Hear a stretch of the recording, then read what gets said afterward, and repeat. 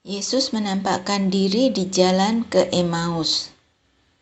Pada hari itu juga, 2 orang dari murid-murid Yesus pergi ke sebuah kampung bernama Emmaus, yang terletak kira-kira 7 mil jauhnya dari Yerusalem.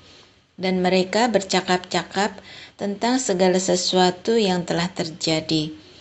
Ketika mereka sedang bercakap-cakap dan bertukar pikiran, datanglah Yesus sendiri mendekati mereka, lalu berjalan bersama-sama dengan mereka. Tetapi ada sesuatu yang menghalangi mata mereka, sehingga mereka tidak dapat mengenal Dia. Yesus berkata kepada mereka, "Apakah yang kamu percakapkan sementara kamu berjalan?" Maka berhentilah mereka dengan muka muram.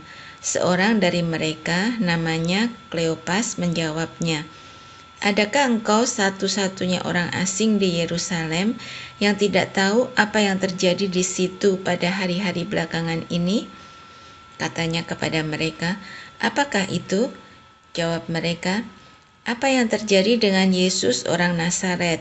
Dia adalah seorang nabi yang berkuasa dalam pekerjaan dan perkataan di hadapan Allah dan di depan seluruh bangsa kami.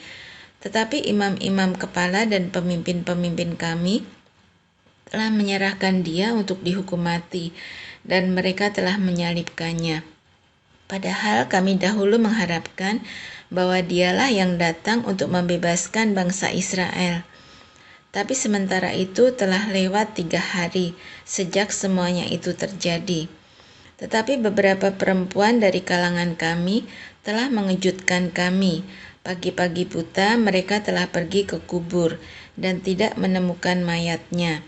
Lalu mereka datang dengan berita bahwa telah kelihatan kepada mereka malaikat-malaikat yang mengatakan bahwa Ia hidup. Dan beberapa teman kami telah pergi ke kubur itu dan mendapati bahwa memang benar yang dikatakan perempuan-perempuan itu, tetapi Dia tidak mereka lihat. Lalu Ia berkata kepada mereka, "Hai kamu orang bodoh, betapa lambannya hatimu, sehingga kamu tidak percaya segala sesuatu yang telah dikatakan para nabi.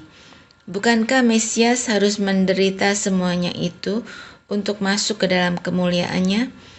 Lalu Ia menjelaskan kepada mereka apa yang tertulis tentang Dia dalam seluruh kitab suci, mulai dari kitab-kitab Musa dan segala kitab nabi-nabi. Mereka mendekati kampung yang mereka tuju, lalu Ia berbuat seolah-olah hendak meneruskan perjalanannya. Tetapi mereka sangat mendesaknya, katanya, "Tinggallah bersama-sama dengan kami, sebab hari telah menjelang malam dan matahari hampir terbenam." Lalu masuklah Ia untuk tinggal bersama-sama dengan mereka.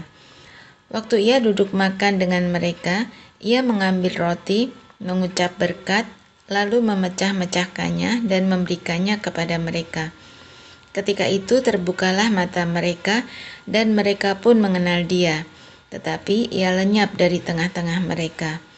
Kata mereka seorang kepada yang lain, "Bukankah hati kita berkobar-kobar ketika Ia berbicara dengan kita di tengah jalan, dan ketika Ia menerangkan kitab suci kepada kita?"